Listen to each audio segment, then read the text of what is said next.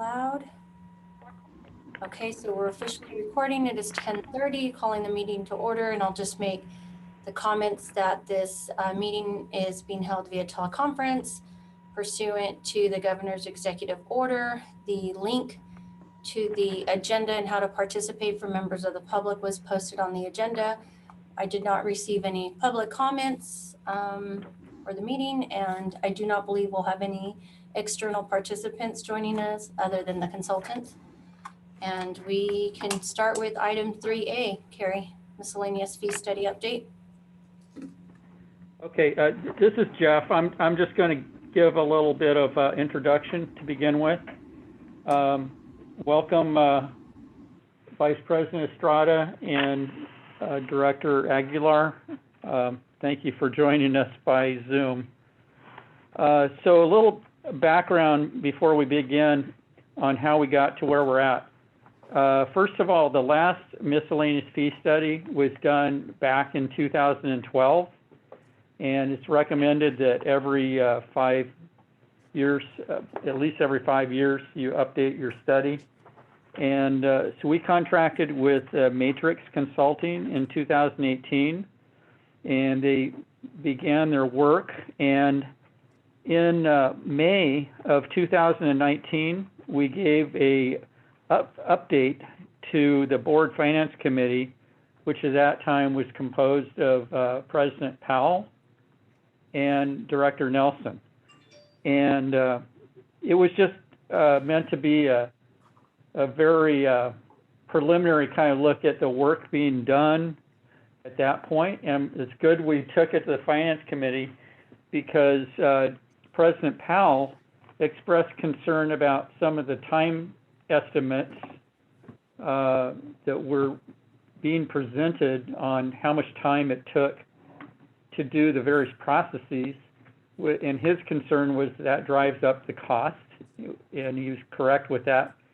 So with that, direction was given to add a process review element to the scope of work of the consultant. So we did that, and we went back to board and did an amendment to that agreement. And throughout from late 2019 throughout calendar 2020, that work was done. And there was a whole series of elements to that with additional interviews with staff, reviews, calculations of time estimates, and that was completed. And that's all included in the current study. And then we came to the Finance Committee a month ago. I'd like to apologize personally for not being fully ready to give you the kind of review that you deserve, and so that's why we scheduled this meeting for today. And with that, Courtney Ramos is on the line. She's the head of Matrix Consulting. She's been intimately involved with this project. She's here to answer questions, and Carrie Swain is going to present the staff recommendations, which is the key to this matter. So I'm going to turn it over to Carrie at this point. Jeff, I just want to verify I understood correctly. Jeff? Yes, sir. Can you hear me? Yes, I can. All right, I just want to make sure I'm on the same page here with you. You said that the last fee study that we did, or perhaps is the one that was approved, is the one from 2012. We contracted with these folks in 2018. You brought it to the Finance Committee sometime around May of 2019. There was some concerns expressed, in particular with the process, the times associated with the process of staff to accomplish certain tasks. And there was some sort of amendment to review that process, and that was performed late 2019 throughout calendar year 2020. And since then, that work's been complete, and this is where we're at now. That's great. I think you can give the full report to the full board. You got it. Yes, that is Okay, I correct. just- And just to add a little more, so the results of that additional analysis did lower a number of the time estimates, which lowered the cost for fees. Okay, and I do want to thank you for giving us that kind of historical context. I think it Well, does it's paint a picture, at important, least it's in my mind. especially, yes, thank you, sir. I'm sorry for interrupting. It's especially important, so when we come back to the full board, we want both of you and Director Aguilar to be able to say that you've had the opportunity to have the more in-depth review of this. And in our BAI, when we take this to the full board, we're going to include this language in the BAI, so we don't, you know, we're trying to include more in the staff report so that less has to be presented verbally. But we're going to let Director Powell and Nelson know that we heard them and we addressed their concerns, and that's all part of the end result that we'll be bringing to the full board for approval. Thank you. Okay. So I'm going to turn it over to Carrie at this point. Good morning, Director Estrada, Director Aguilar, Mr. Barrett, and staff. First of all, thank you for allowing us an opportunity to present the results of the user fee study and recommend changes to the fees. I would also like to acknowledge and to thank all the other departments for their support and their assistance to complete this study. They are a critical contributors in making sure that this was completed properly, like as Jeff has mentioned, reviewing the time estimates, and of course the details of their process comes from them. And also I do want to acknowledge also DBBA for going through a thorough review with us of the fees and also getting their support in the proposed fees. So I'll go through the presentation. So this one is just a quick agenda, shows of what we're going to be going over, the purpose of the study, the task, the process, user fee rate, methodology, defining the results, estimated fiscal impact, user fee comparison, and their recommendation. So for the beginning of the purpose, I think Jeff has covered it fairly well, so I'm going to kind of skip through this. The purpose of the study was, of course, to develop an appropriate overhead cost allocation plan that was presented back in 2019. And now this second presentation is related to the comprehensive review of the miscellaneous fees and charges. So the study's tasks are really centered in 4 areas. First, we have to review the existing user fees that are being charged. How does it compare to the actual cost of providing this existing services? In addition, to identify if there are any services that we are currently providing, but however, we're not specifically charging for them at this point. And of course, we want to make sure that any fees that we recommend or that we charge to the community, it is compliant with the requirement under Proposition 218 and Proposition 26. So this is a quick overview of the process that was done for this study. Initially, we, of course, again, identified it, reviewed it, cataloged the existing and potential fees. And then we determined the cost drivers, complete review of all the existing potential user fees by cataloging them.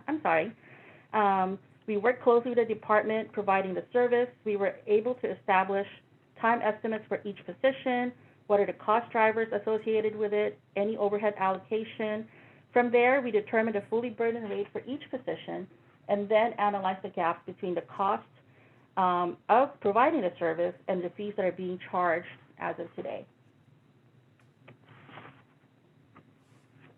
This slide just shows you a brief calculation of how we came up with the user fee. So of course, the initial part is to calculate a fully burdened rate. So this is kind of like a math, presented it as a math calculation. We identified all the direct costs related, which includes your salaries, your benefits, and all your operational costs, divided that by the productive hours. That's how you come up with your direct rate. And of course, all the other indirect costs, which was calculated based on a cost allocation plan that was initially done with, of course, with the revisions that was done with the time estimates. Then you come up with a fully burdened rate for each position. And for each service, we multiply that fully burdened rate based on the time estimates for each service, and then that's how you come up with a user fee. So it's a Carrie, pretty can I ask a simple- question? This is John. Sure. Can you hear? Can I ask a question? Yes. When you were developing the, first of all, good morning, everybody. When you were developing the time estimates for each service and for each area that you were allocating, was there any comparison done to outside agencies for similar services, or was it all done just based on a in-house estimate of time based on that particular effort? At this point, we did calculate it based on our internal calculation of how much service, how much time it takes for us to provide a service. What we did the comparison on is the final rate. So the user rate itself was compared to other agencies. Okay, thank you.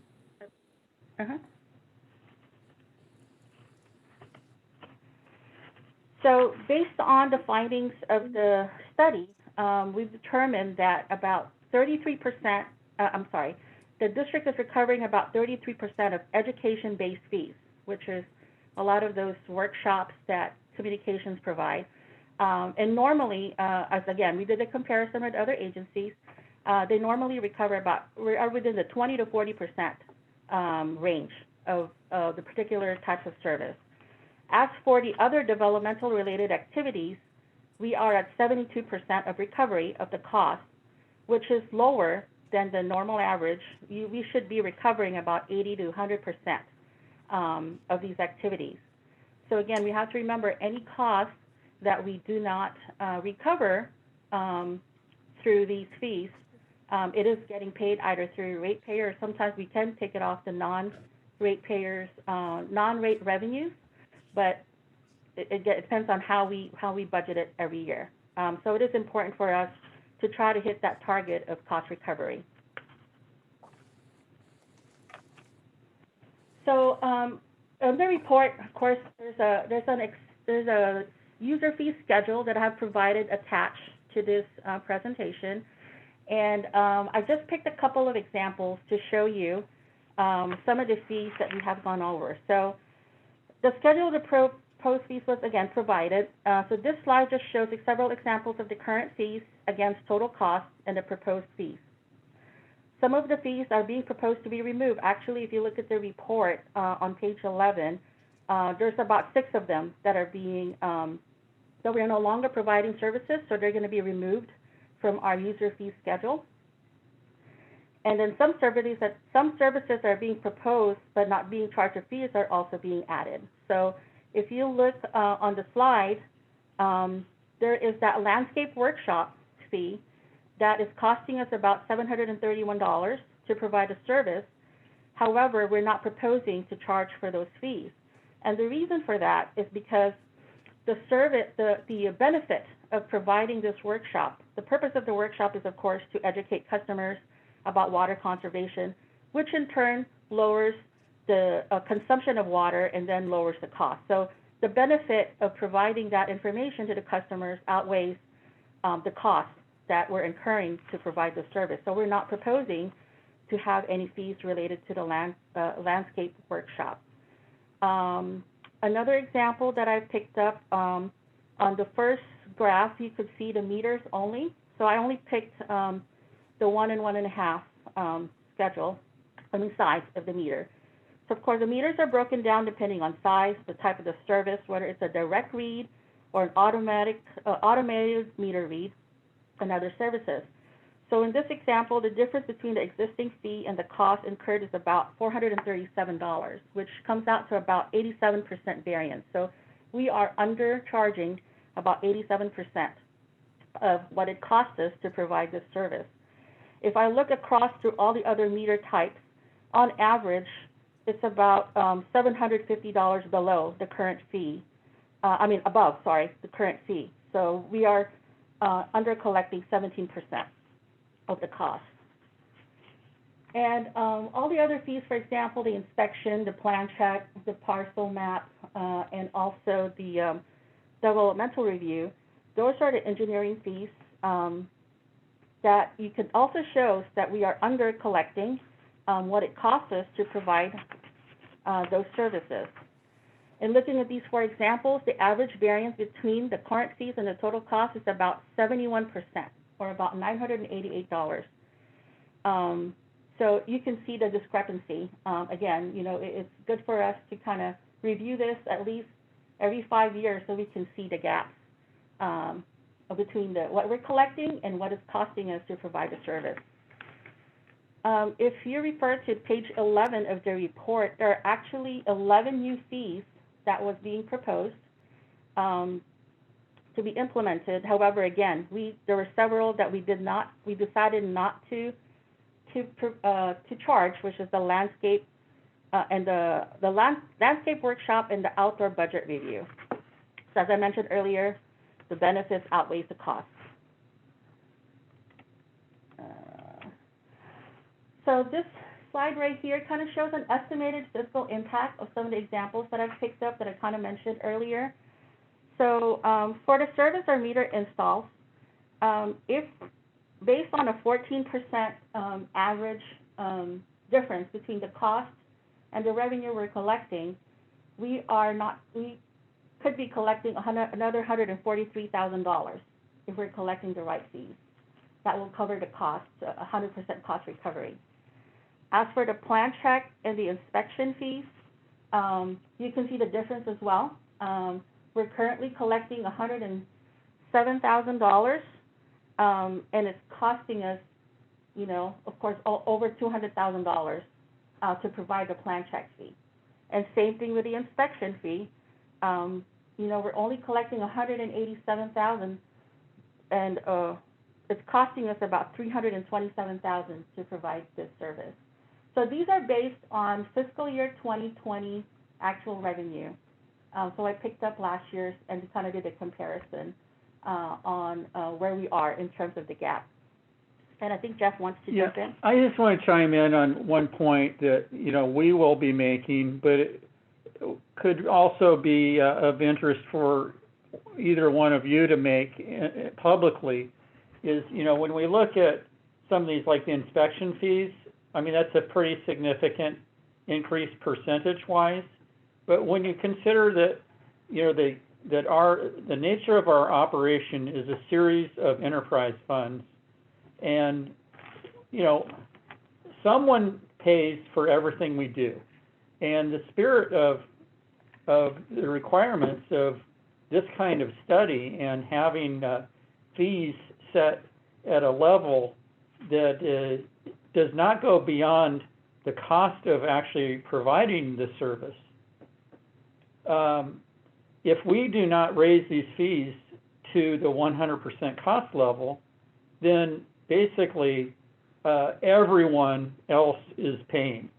And that's really not fair, right? So if we're gonna, it just kind of gets lost in the general rates, and either through water rates or through the use of discretionary property taxes, whatever it might be, you have the cost of that gap being paid for by customers that are not directly benefiting from the service. So I just want to have that as a frame of reference for you. Thank you, Jeff. Mm-hmm. So this slide pretty much shows there are throughout the report, of course, depending on the type of fee, there are comparisons compared to the other agencies. We did select about 7 agencies to compare our fees to. Again, the CBWD is unique. Out of the agencies that we compared, those agencies just provide water and wastewater primarily, while we provide additional services, which is stormwater and sanitation services. We did not focus on neighboring agencies at that time because of the fact that we wanted to compare our fees to agencies that are mostly closely comparable to us in terms of the population, the customer base, the level of the workforce, and other factors. So this is just an example of the of one of the comparisons. So you can see that we're still within the line, within the typical average of cost recovery. So what we're proposing, staff is proposing, is to have this fees implemented by July 1st, 2021. And again, we did get a letter of support from Desert Valley Builders Association. We went through a very thorough review with them, which we appreciated the time that they took to review the fees. So we're proposing to have it implemented on July 1st, if the Finance Committee it allows us to proceed. And we're hoping to bring this back to full board around April or May at the latest. Again, in accordance to the best management practices, you know, we are expecting to do another study again in the next 5 years. But in between the years until the next study, the staff is planning on developing a cost recovery plan and procedures so that every year that we're reviewing these fees, we're utilizing that cost recovery policy and procedures to ensure that we can narrow the gap, whether it could be based on CPI, index, or other factors. Every year we're going to bring this back, if needed, bring it back to the board to adjust the fees, just so we can narrow the gap between the cost and the fees. Also want to mention that when we do bring this back to the board, there is going to be a little bit more detail in terms of all these fees are related to an ordinance. So I'm going to be having ordinance changes redlined to show where the fees are going to be changed. So the user fee schedule that I provided is just a summary schedule of where the fees are, what's changing, and some of the comments that we have.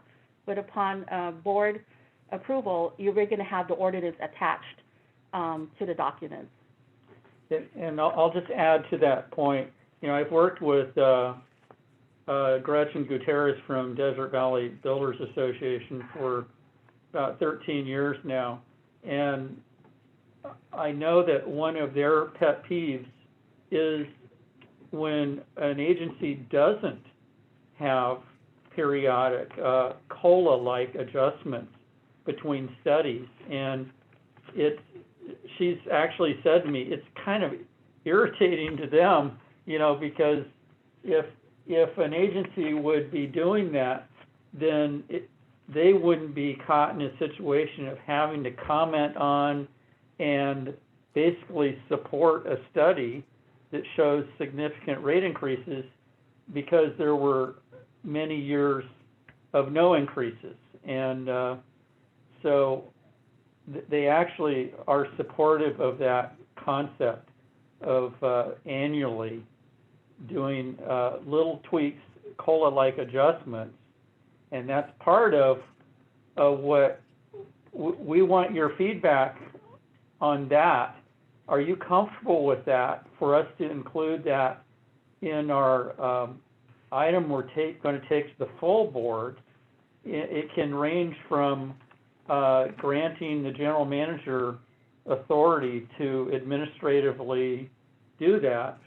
A typical way of doing that would be to set a date of looking at CPI for Riverside County, Ontario, that region, as of December 31st, and apply the COLA increase, all the fees effective July 1st, and giving you plenty of notice to interested parties that you're doing that. And that could be managed in the item that we bring to the board of granting the general manager authority to administratively do that until the next study is done. Or, you know, if you needed that to come back to board annually, we could do that too, and it would probably be a consent calendar item. So interested in getting your overall feedback on the report, the plan for taking it to the board, the COLA part, and of course entertaining any questions that you have at this point.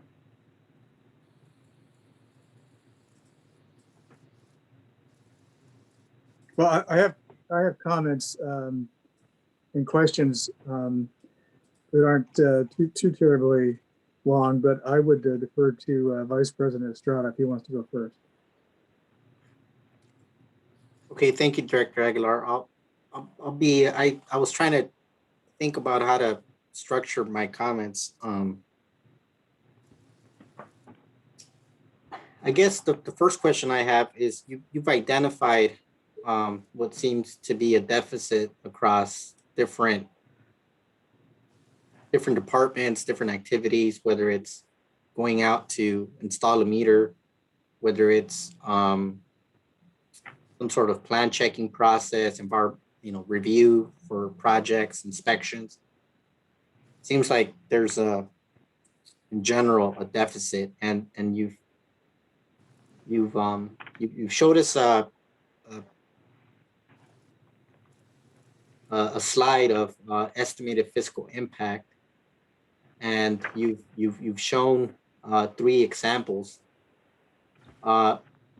I guess in general, is that the totality of our deficit, or if it's not, I'd like to get the real number and a sense of where those fees would ultimately be recovered from, whether it's the water rate, the sewer rate, or any other way that we collect that fee. So I don't know that I have a sense of that, whether it's in the report, but I would like to, very quickly just be able to see, here's the deficit in the water fund, here's the deficit in the sewer fund. This is how much we're losing in a year. That gets baked into the rate because we're not collecting it through these miscellaneous fees. So I don't know, again, if that's somewhere for me to be able to review. The other question I had, okay, go ahead. I'm sorry, go ahead. I'm sorry to interrupt you. Go ahead, Director Estrada.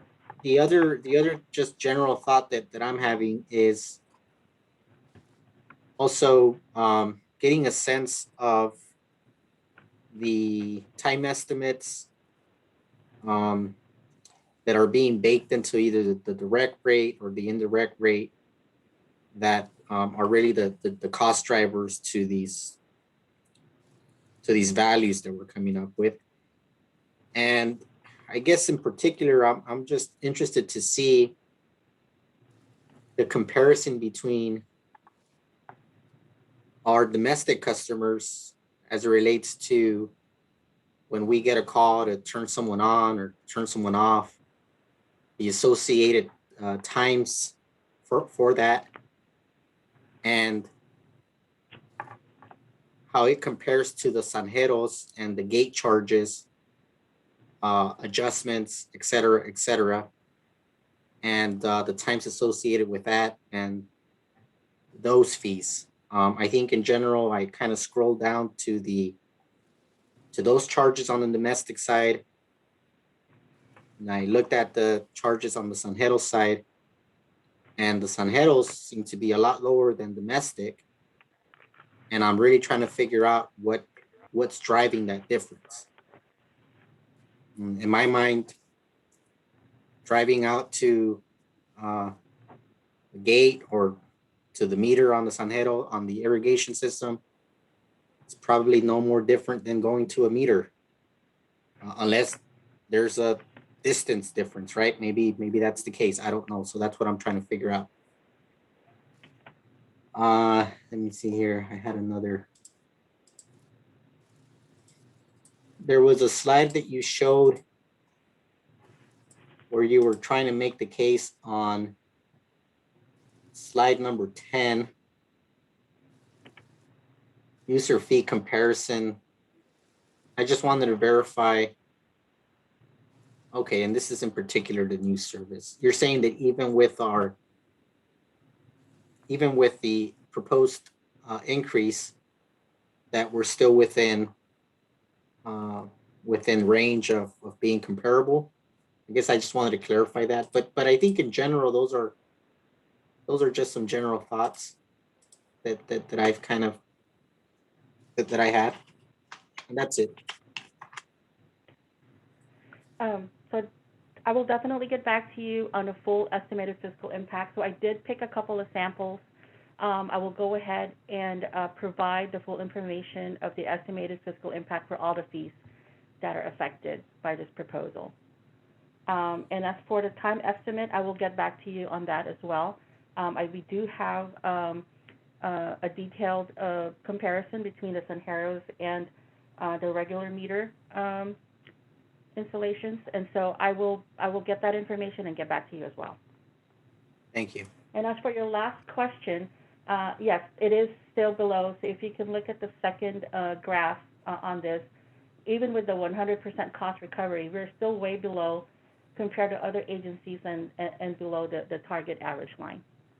That is the correct interpretation of this graph. Okay, thank you. So I'm gonna wait.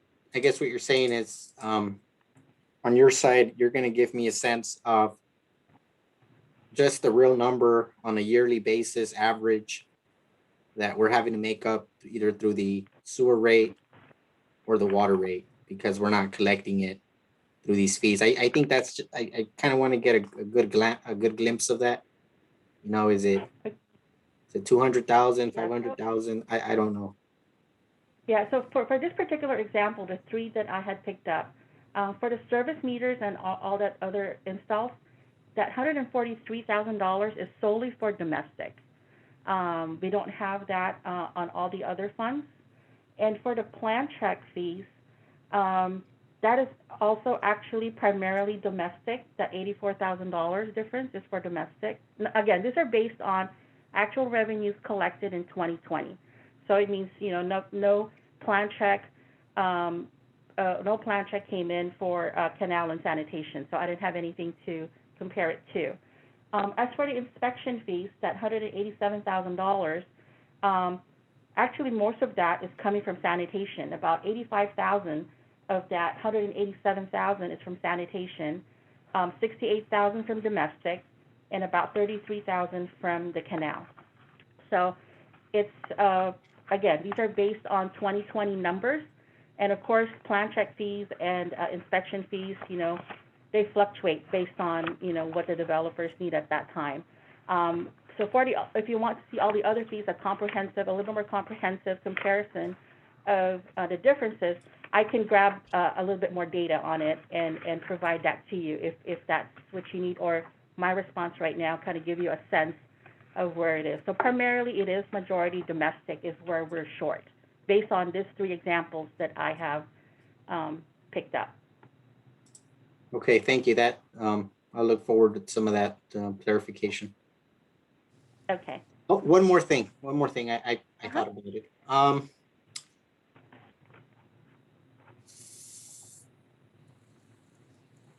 There, under table 7 on the report, page 18, page 19,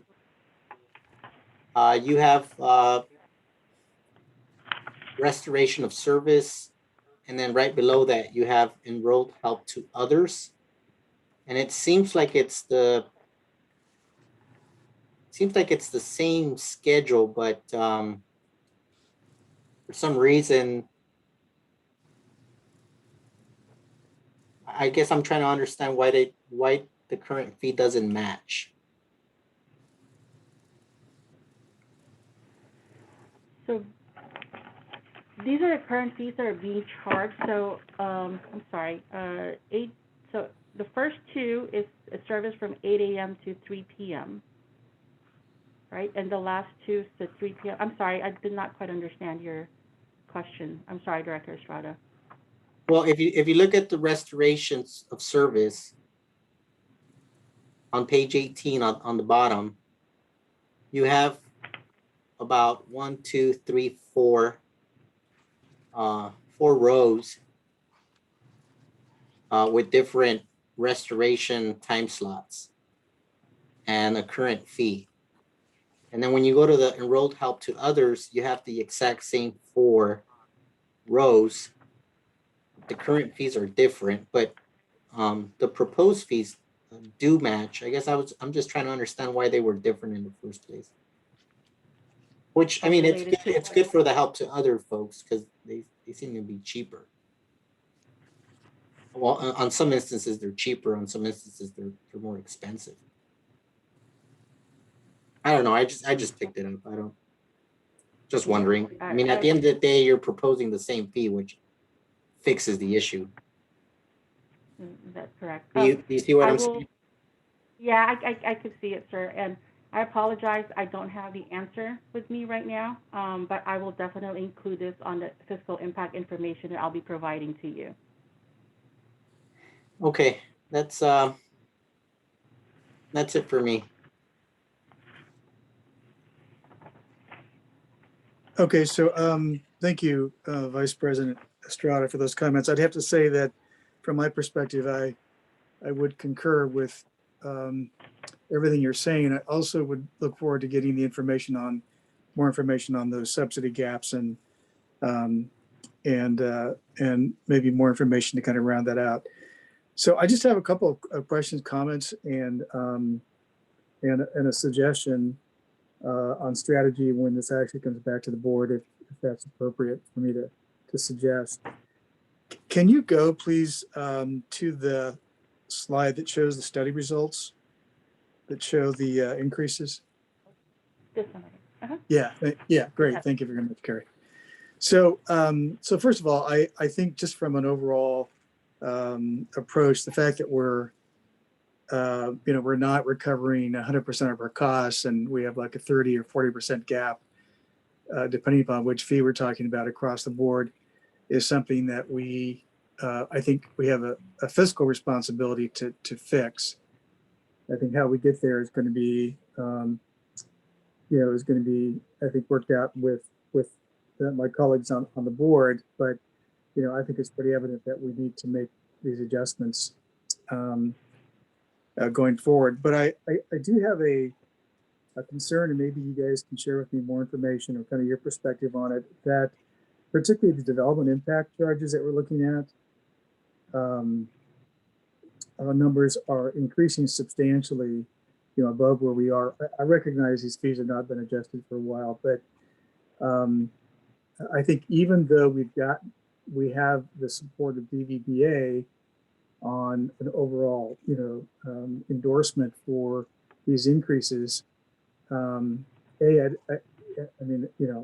don't know them very well, but they represent a relatively small percentage of the overall development community in the Coachella Valley. So I think these increases, particularly on residential developers who have a very small profit margin on their units, is going to be difficult for them to swallow. They will find a way to do that, and they will pass it on to the buyers, but I think that's going to be a problem. So I guess one of my questions is, have we considered, or have we looked at maybe a phased-in approach on some of these fees, and what impact that would have? And so would like some feedback on that question. And then I think when this comes back to the board for further discussion or action, I think it'd be really important, and you probably already thought about this, Jim, particularly you, that we have either Gretchen Gutierrez or some members from the board who will actually speak in support of this at the meeting. I think sending a letter is great, but it doesn't have the impact of hearing their support and how important it is for them at the meeting. And that's based on, lots of experience I've had with these kinds of adjustments over the years. And I think that's important for us to consider doing. So, and then one other thing, I don't have it with me, but I noticed in the letter that we did get from DVBA that there were a couple of comments that Gretchen had mentioned at the end of the letter regarding a couple of asks or reconsiderations or something. And I just want to make sure that those were going to be addressed as well. So so those are my thoughts for the moment. I look forward to getting the additional supplemental information that Vice President Estrada has asked for. And at the moment, I don't have any other comments. Thank you, Director Aguilar. To address the items that Ms. Gretchen had mentioned on the letter, So the capacity charge is a separate study away from this study, which is currently engineering is leading that effort. And I believe they have issued an RFP out for that capacity fee or slash connection fees study for that one. And so that's going to be coming forward in the next few months or in the next fiscal year. So that's Okay, been addressed. Thank you for that. And yes, and for the phase-in approach, we did kind of talk about it, but we were trying to close the gap. We did consider it for one of the fees, the encroachment permit fee processing. Currently, we're charging $100, and it costs us about $692 to provide the service. But we know that's going to be such a huge jump for that type of service. So we actually proposed just to increase it to 50% of the cost, and then recommend a $70 increase each year for the next 5 years. So we can go back again and probably think about all the other fees that might potentially be phased in, but at this point, we are proposing the 100% recovery for this cost, but of course, it's based on the direction that you would provide to us. And I'll just add on to Carrie's thought, and I appreciate your suggestion about having Gretchen come to speak, and I've done that myself before when I was in Palm Springs. And I think to blend the two issues together is we would go ahead and prepare the BAI staff report and all the attachments, including the discussion that Carrie just laid out, how in general we're recommending 100% recovery. However, here's an exception, and maybe we'll go take another look and have another discussion with some of the other directors if there are other ones.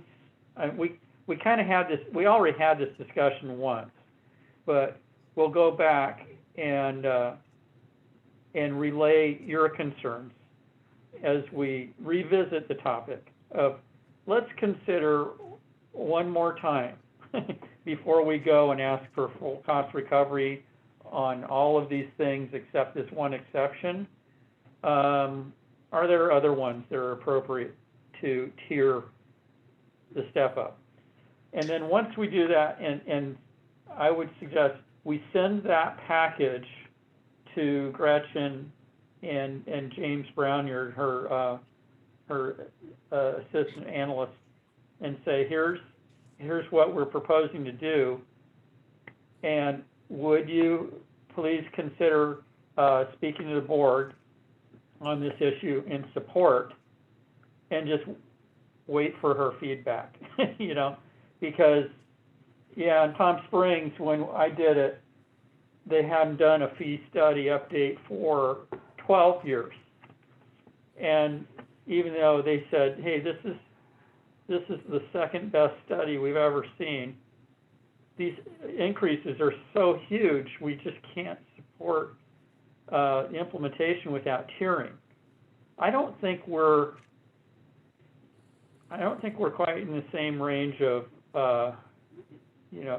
shocking numbers, but it is interesting, though. In my last letter from her in Palm Springs, they specifically addressed tiering. In this letter, they didn't. It gives me some hope that maybe they're generally okay with it. But yeah. I think that's the approach I would suggest taking. Yeah, so we know what she's going to say before she gets there.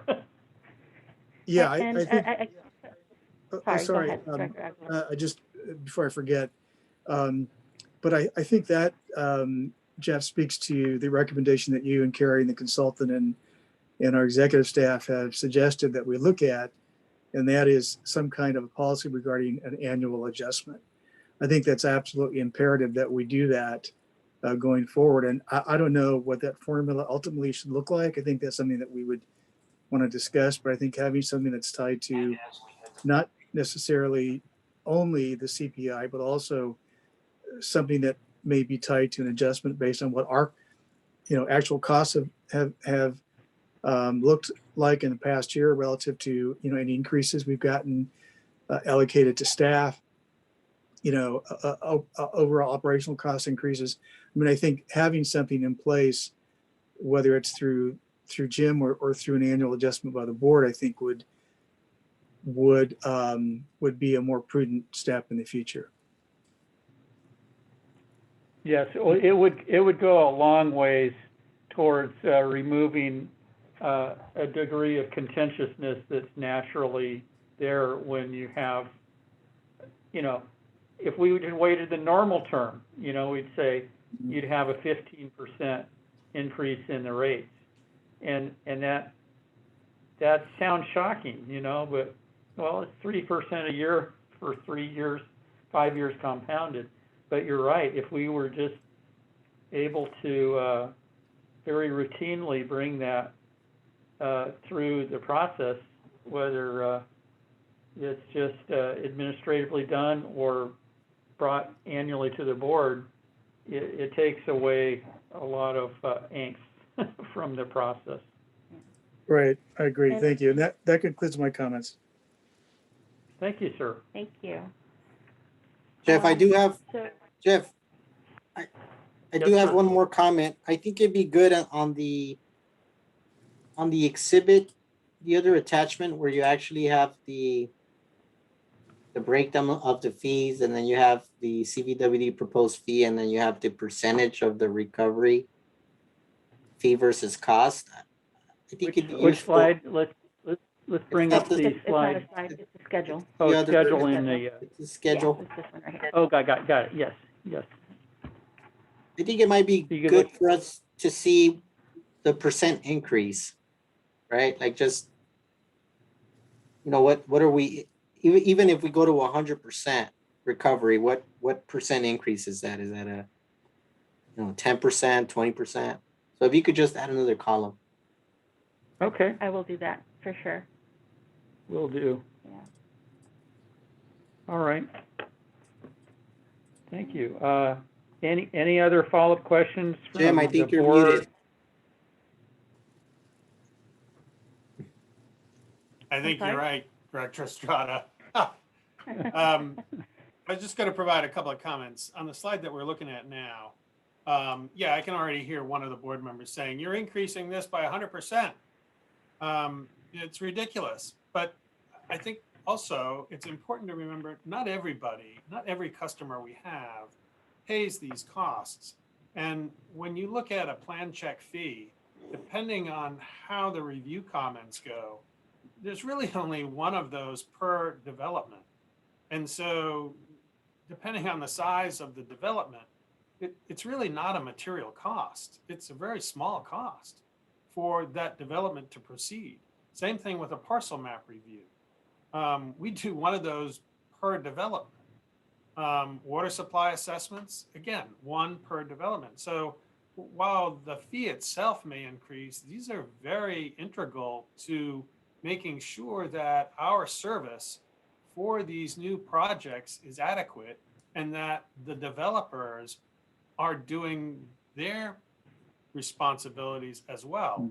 So, yeah, okay, the prices for these services go up, but we're not talking about, a huge cost to somebody that's proposing to do, 100 units even, or 1,000 units. It's a parcel map is a parcel map. We look at it and we make sure the easements are correct, just to make sure that the district can provide the service and the facilities we receive are going to be legitimate.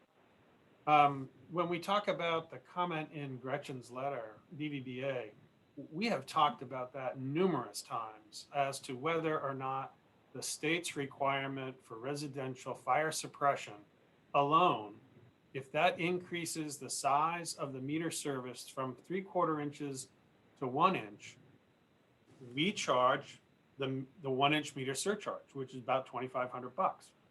They're saying that they shouldn't have to pay that because if not for the fire suppression, the 3/4 inch would be adequate. My concern there is, okay, that's a legitimate argument, but then who would pay the difference in the surcharge? Are we just supposed to eat that?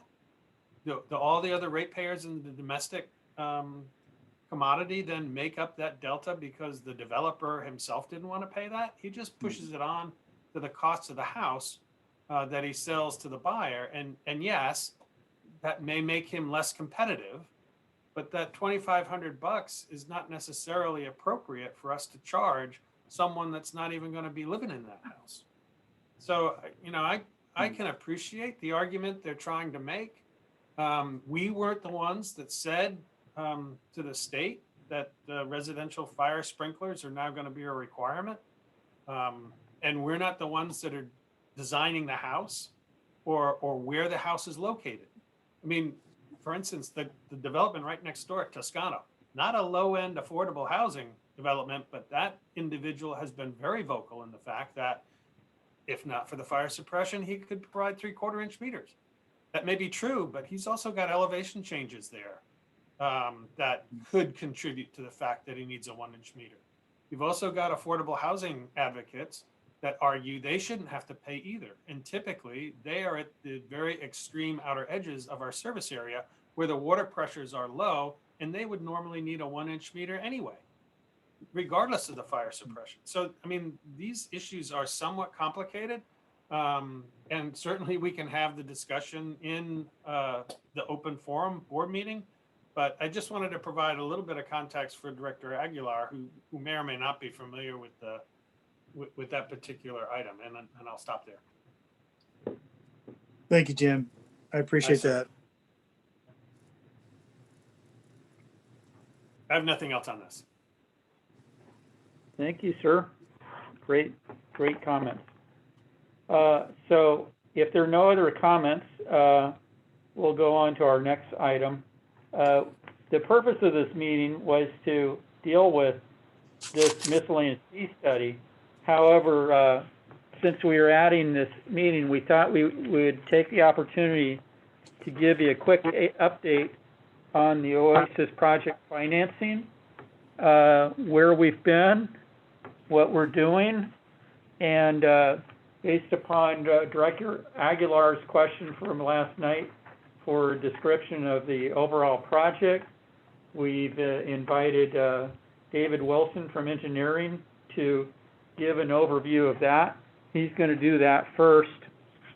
And then Darren Hodge from PFM, our financial advisor, and I will tell you where we've been and where we're going, just using that calendar as a kind of a reference guide for you.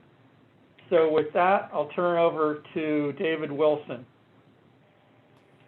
Jeff, first, let me just say that I really appreciate you all indulging me on this project description. I know you're all intimately familiar with it, but I really felt it would help me kind of create a foundation for what we're going to be using these proceeds for. So I thank you again for doing this. You're welcome. You're welcome. Thank you. David, are you on the line?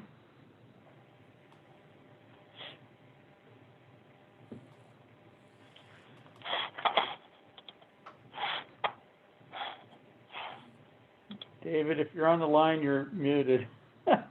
David, if you're calling in via a phone, you have to do *6. I see 2 phone lines. He's screen sharing now. Okay. But we won't be able to hear him if he doesn't have audio. Oh, okay.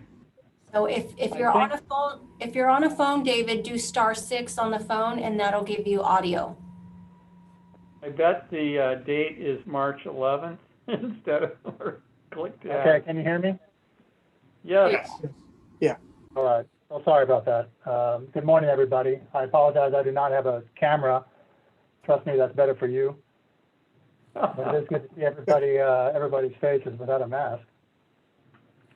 I apologize about the roughness that this presentation is going to look. I literally threw it together this morning and given a last minute kind of request. So I will try to be as succinct as I can be, but please do not hesitate to interrupt me if I'm not clear or you need additional information. And which screen, does everybody see my mouse here? Yes. Okay, so we're looking at this screen. All right. So just quickly, the purpose of the Oasis Inlet Recharge Project is to reduce aquifer overdraft, reduce canal underruns. It provides an alternative source of supply to lands currently pumping groundwater for irrigation purposes, and it supports the Coachella Valley Water District's source substitution element of the Coachella Valley Water Management Plan. The project will supply approximately 32,000 acre-feet of canal water to 7,100 acres of land. Approximately 4,500 of those acres are within Improvement District Number 1, and approximately 2,500 of those acres are outside Improvement District, outside ID1. The project is about 17.5 miles of new irrigation pipeline. At one time, it was 18.5. We did have a user who opted out of the project, which was at the end of the distribution system, which worked well for us. The project has it's from 12 to 60 inch size pipeline, 4 reservoirs, 2 pump stations, 2 booster stations, and 39 new customer delivery turnouts. I'm going to just quickly see if I can share this screen. Can everybody see the GIS viewer here? Not yet. Not yet. Okay. I just wanted to give an overview here.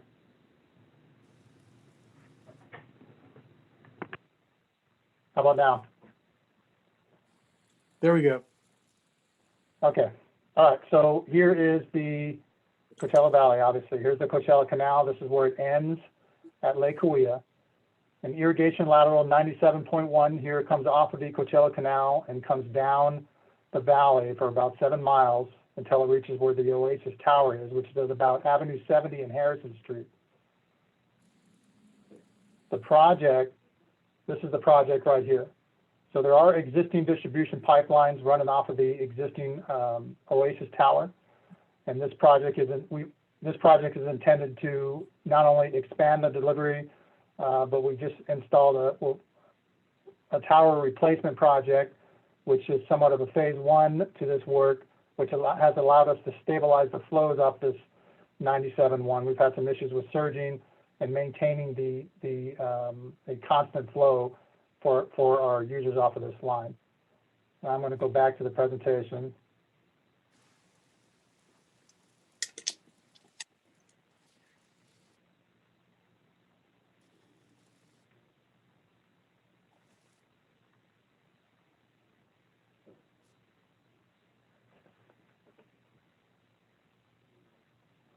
Sorry, I'm trying to move quickly here.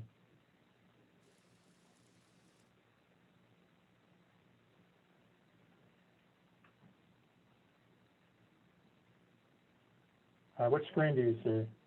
See the full size? No. All right, well, I'm going to stick with what you see. So you can see the screen here, right? Yes. All right. So I just wanted to touch on the phase 1 portion of the work. This is the Oasis Tower Replacement Project. This is the end of the lateral 97.1. This is Harrison Street here. This is Avenue 70. This is the Reservoir 1 for the Oasis project. And again, if you know the tower out there, it's somewhat of an oversized baffle stand. I'll have a picture of it here shortly, but it's relatively small and it's hard to control the flows within that tower. So this large reservoir here is a 60 acre-foot reservoir, and it helps us stabilize the flows. And in order to connect to the existing distribution line down this way, we also did a tie-in here. So this is just a view of the Oasis Tower here, and this is the tie-in work that we installed at the Oasis Tower, and here's just a picture of it. This work is now completed. And then this is the tie-in location, and here's where we did the tie-in. It actually shows 3 pipelines. There's 4, 2 54-inch and 1 24-inch, but the existing line that we tie into comes down this way here. And here's a picture of that. You can see the 2 54-inch and the 2 24-inch tie-in points. And then we have the 60 acre-foot reservoir. This is the reservoir here that replaced the Oasis Tower. And here's a picture of the completed work. And again, the project, the new project benefits from this, and that it's going to provide the head pressure for the rest of the distribution system. So here is the distribution system here. It comes off of, again, Avenue 70. It's got a handful of reaches coming off. The longer reaches each have a reservoir at the end of each reach to provide the pressures in these lines here. And then we've got a series of boosters and pump stations, one pump station here, a booster station here, a booster station here, and then another reservoir here. So the line is pressurized up to this point, and then we use the reservoir here to establish gravity coming along down the rest of the reach. So here's the reservoir 3 here, and the rest of this will be supplied via gravity. And then just to give you a sense of the magnitude of the work, here's a couple of shots, 3-dimensional views of what the pump stations are going to look like. Here's one of the pump stations. Oops, here's a booster station here, a surge tank, and all the electrical components and SCADA system associated with that. Another booster station here as well. And then here's a 3-dimensional rendering of a reservoir. I didn't have a slide on it, but the project, as you know, is a $54 million project. The contractor is out there now staking the site and beginning some staging efforts. They've placed a trailer on the site, and we are wrapping up the land acquisition. We have a handful of properties that are in escrow as we speak. We have about 30 acres of temporary construction easements, 16.5 acres of land that we bought in fee for the pump stations and the reservoirs. And that's about all I have. Any questions? So David, thank you so very much for that presentation. That really helps expand my view on this project. So is this project going to expand?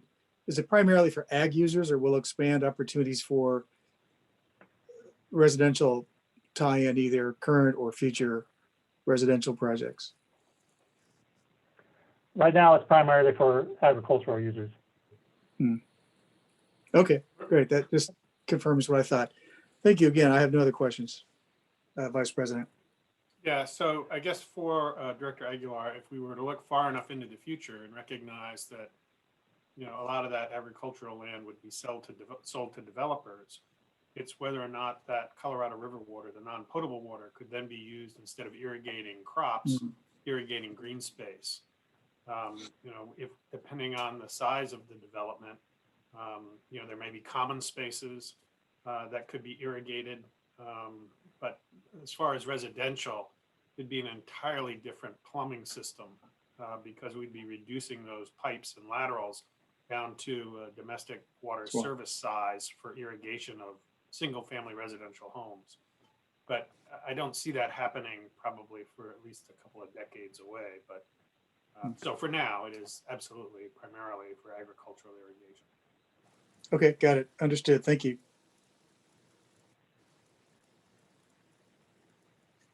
I don't really have any questions. So we can move on to the schedule. I actually have this, Jeff. I have one question for David, just from the bond perspective. The latest I had heard from engineering on your projected timeline for completion of the project was by the end of calendar 2022. Is that still where we're at?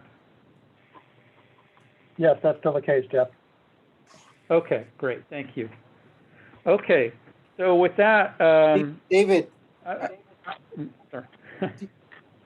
did you say the project came at 54 million?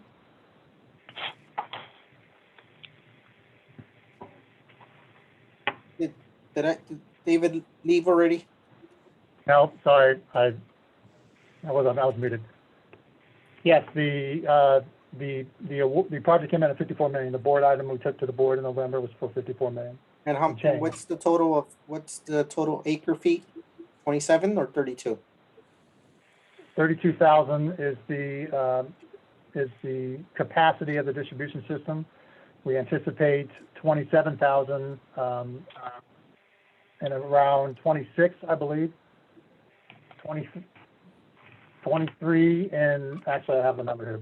Give me a second. Okay, so at full capacity, that comes out to about $1,700 an acre foot. And at what we're doing now, that comes out to 2,000 an acre foot.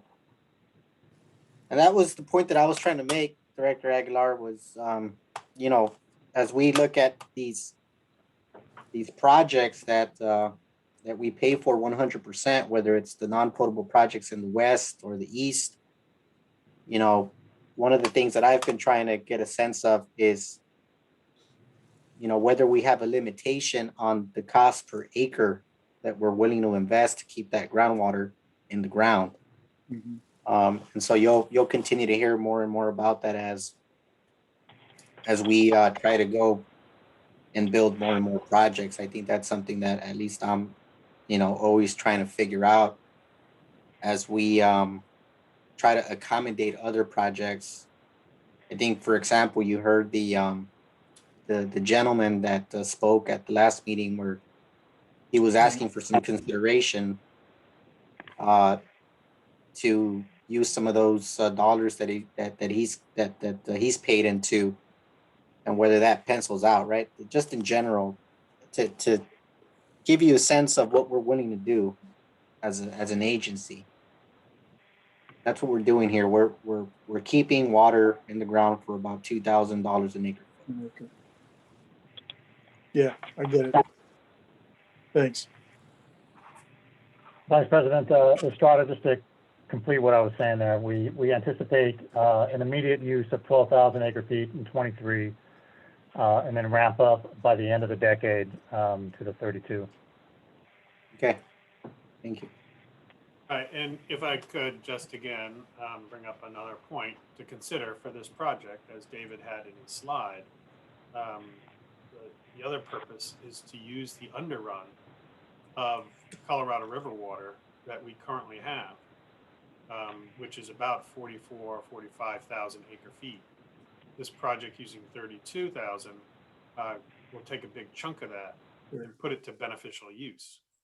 The risk that we have as an agency as we approach 2025 is that the 7 basin states are looking to renegotiate the 2007 guidelines, which basically mean there's going to be a discussion on how folks are using their water. And because of the structural deficit in the Colorado River, because of climate change and an over allocation, who might be best available to take a cut in their allocation. So if we continue to have an underrun, that's going to put a pretty big target on that water, which we may actually lose through this discussion with the other states.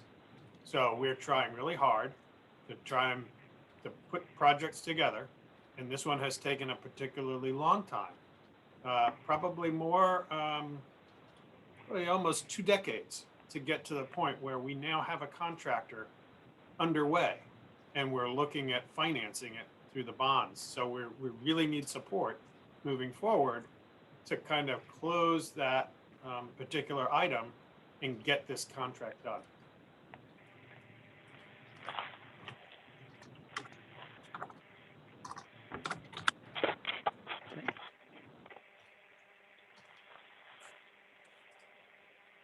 Hopefully I wasn't muted during that. No, looks like Thank you, Jim. We heard you.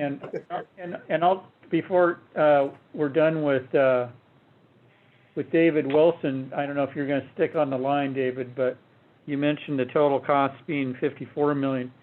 I'm not quite sure how it reconciles with our bond is at $51.5 million. So not sure if there's a reconciliation issue there, or maybe your $54 million includes some past costs that are not in the bond. But anyway, if I were a board member, I'd be asking that question. Anyway, And yeah, thank you, Jim, for those comments. And also, you know, it is helpful to recognize that, yeah, we have gone ahead and selected the contractor who's under work now, and we're kind of put the cart ahead of the horse just a little bit in that we're doing this bond after the issuance of the approval of the contractor. But I wanted to have Darren Hodges on the line with me, and I'm going to have him go over some of the steps that we've already taken and the things that we're working on real time right now, and the elements that affect requirements of board approval from our OASIS board of the 3 board members, of the 2 of you and Director Powell, of which at each of those meetings on April 13th and May 25th, we need to have all 3 of you present and have all 3 of you voting yes in order to move forward. So with that, I'm going to turn it over to Darren to go over and Sylvia, would you please, I don't have it here access to, could you please bring up from the agenda the calendar item for us to have on screen? Thank you. Darren, you're up. Perfect. Good morning, Director Estrada and Director Aguilar. Can you both hear me? Yes. Yes. Perfect. So while the schedule is being pulled up, as Jeff mentioned, what I wanted to do today is just give you a quick update on the status of the bond financing. So when we were last in front of the Finance Committee and the board, we talked about the way of funding the OASIS project. And at the direction of the district and the board, we are looking at issuing bonds to finance the $51.5 million OASIS project cost. And that process really began officially when we developed what we call the working group. The working group is the collection of consultants and professionals that essentially assist in the structuring and issuance of those bonds. And we already have bond counsel on board who you've spoken with before, Stradling, Yaka, Carlson, and Roth. Ourselves, PFM Financial Advisors, we're the municipal advisor that helps you structure and negotiate the bond transaction. And then earlier this year, we submitted a request for proposals for an underwriter. And the underwriter is essentially the broker-dealer who goes out and solicits demand for our bonds and then ultimately sells the bonds to investors. And we officially kicked that transaction off earlier this year. And right now, the process that we've been working on over the past few months is developing legal documents that govern the bond transaction itself in terms of how the district will make its debt service payments, how investors will get paid, what rights and remedies investors have, and the legal terms and covenants that the district will make to investors as security for the repayment of their bonds. And as Jeff mentioned, there's a few key dates that we want to point out because we are going to be coming to the board 2 separate times for approval of 2 separate sets of documents. The first approval is going to be at the April 13th board and corporation meeting. What we will be bringing to that meeting is the near final draft of the legal documents. And so that will consist of the resolutions, which outline the parameters that the board will approve that allow us to issue the bonds. It will include an installment purchase agreement, a trust agreement, a continuing disclosure certificate, as well as the depository agreement. And if you remember from our last discussion, what the depository agreement is that within the bond structure, in addition to replenishment revenues, the other source of revenues that will be used to pay both O&M and debt service is a portion of the district's 1% discretionary property tax. And the depository agreement is the mechanism by which a portion of those property tax revenues will essentially be placed aside at the trustee or the depository agent and preserved in East RAC to be used for either O&M or debt service. So at that April 13th meeting, you will be reviewing and approving the legal documents. The second meeting that we'll be coming back to you for is the May 25th Board and Corporation meeting. And at that document, or not at that document, I apologize, at that meeting, what we'll be doing is bringing forth the near final draft of the preliminary official statement. And the preliminary official statement is the primary marketing document that we use, that the underwriters use to market and sell the bonds to investors. And so that's a pretty expansive document that describes the characteristics of the district, the East RAC fund specifically, and also outlines the key legal terms and covenants of the bonds that the investors will rely on in making their investment decisions. And so assuming that we receive approval at both of those board meetings, the next step after that in late May and June will be then to proceed with the marketing process for the bonds. So after board approval, we will then receive our ratings, and then in early June, we will post the preliminary official statement, which is essentially the marketing period leading up to pricing in mid-June, and ultimately closing ahead of our June 30 deadline. With that, I know I just went through a lot, so I'm happy to pause and answer any questions that you might have. Quick question, Darren. You mentioned that on April 13th, we're going to have a meeting, and you emphasized the 1% property tax. And I'm wondering if what you were saying is somehow a mechanism where we are able to restrict some of that 1% property tax for debt payment, and if that's the mechanism that would pretty much guarantee that flow of cash, or that money is available for that? Great question, Director Estrada. I wouldn't say it restricts it or guarantees it for debt service. What it does is it intercepts the amount needed for debt service into East RAC. We have what we call a flow of funds. Think of it as a waterfall of how the East RAC funds are spent. And first, they have to be spent on O&M, but debt service is paid after O&M. So what this intercept mechanism does is it captures a portion of the discretionary property tax revenues at the very beginning, and then holds it in East RAC. It's being sized to cover debt service, but I want to kind of be very specific. It's not guaranteed for debt service. It's just captured for East RAC until debt service is paid, if that makes sense. So what do the investors want to see, or what happens if East RAC no longer captures that at any moment? Well, under the terms of the depository agreement, it's an automatic capture. The County of Riverside would submit the discretionary property tax to the depository agent, who would set aside an amount and then remit the remainder to the district.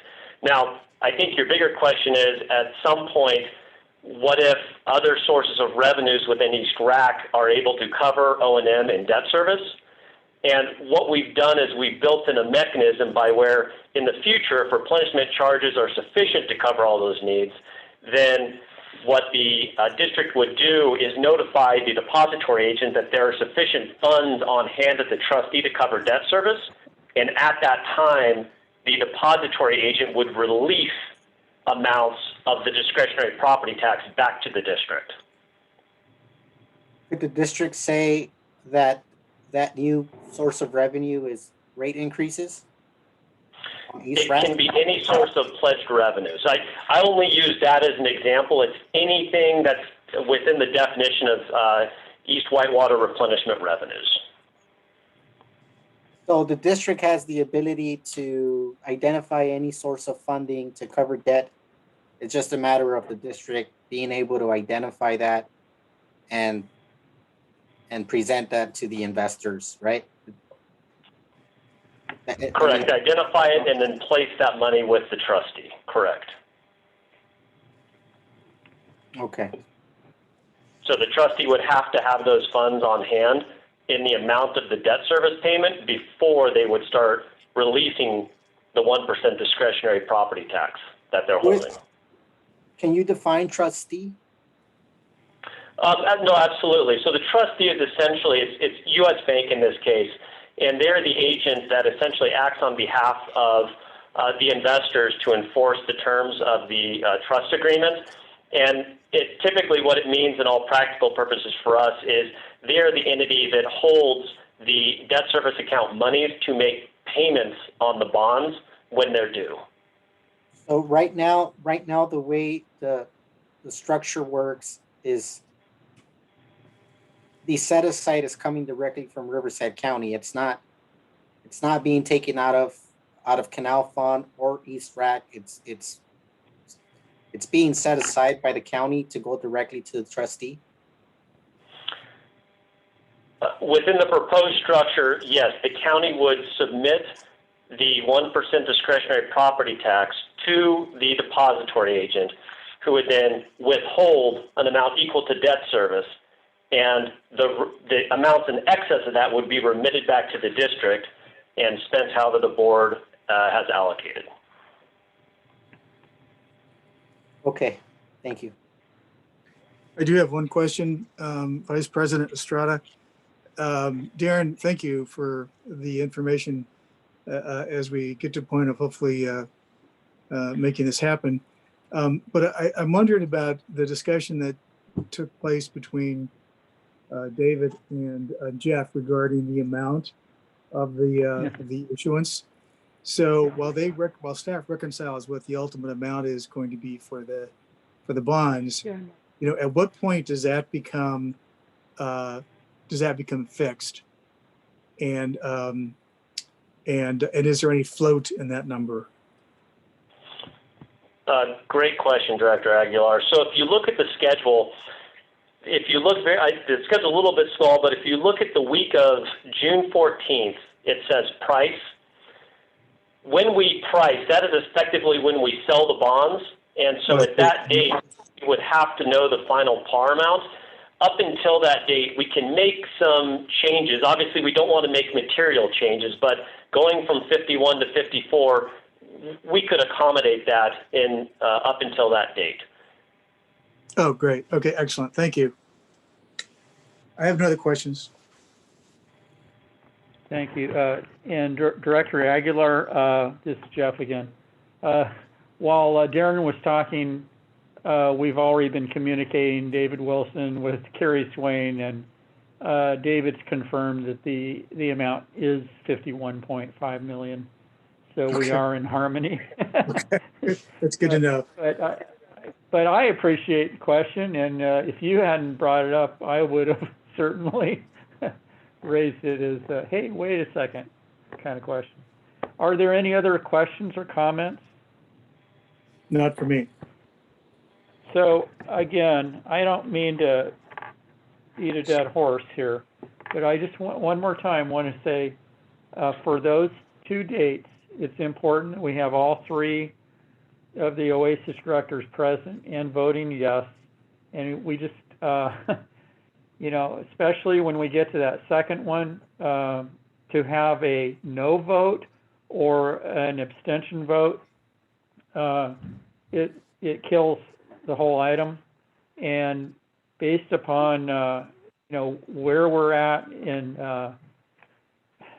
accessing the market and having so many players from, ratings agencies and potential lenders being involved, if we get to that point, it is harmful to the reputation of the district if we don't move forward. So I just wanted to take this last opportunity to say that, I'm not trying to, be forceful on it. I just want you to hear that. And Darren, I don't know if you want to add any color to that. Director also. Aguilar, we've been here before several times, and obviously this is a very complicated project. It's a huge expense, and it does different things to different funds. And I think the struggle that we've had in the past is how the project is going to get paid for, who's going to pay for it, whether it was going to be an assessment district, whether the property owners that are going to benefit from this project have any sort of skin in the game. Those are all very real questions. And over the discussion of this project, the three board members haven't necessarily agreed on all of those items. And so that's really been the reason why I think it's taking this long to get to this point. But if you have any issues, it'd be good to know about them, because it does require all of us to vote yes. Otherwise, the project stops. But that is not to take away from the fact that this is a very unique situation here. And so we all need to be in agreement. Director Estrada, I hear you 100%. I mean, I have all the information that I need to make a decision. We got to be a little careful of Brown Act. We can't prejudge a decision in advance of that meeting. But I mean, I have all the information I need to make an informed decision. So I appreciate your comments. And I was just going to offer, if there is any uncertainty or any remaining questions that either of you have, happy to pull together whatever meetings we need to before those dates, just to help better inform you of where we're going, why we're going, and what we expect when we get there. I appreciate that. Okay. And I Thank think you. unless Jeff, you have something else, we're pretty close to being done. Excellent. Jeff? I was on mute. I was just going to thank everyone for allowing us to have this special meeting with you. And I requested Sylvia to reach out to you at an appropriate time to look for available dates for your calendars for a meeting in May would be our next meeting. I'm hoping we can kind of get ahead a little on this calendar of getting dates every 3 months so it can be a little bit more reliable, but I appreciate your participation today. Thank you. Thank You you, bet. everyone. Okay, Thanks, bye-bye. everybody. Take care. Thank you. Thank you. Bye now.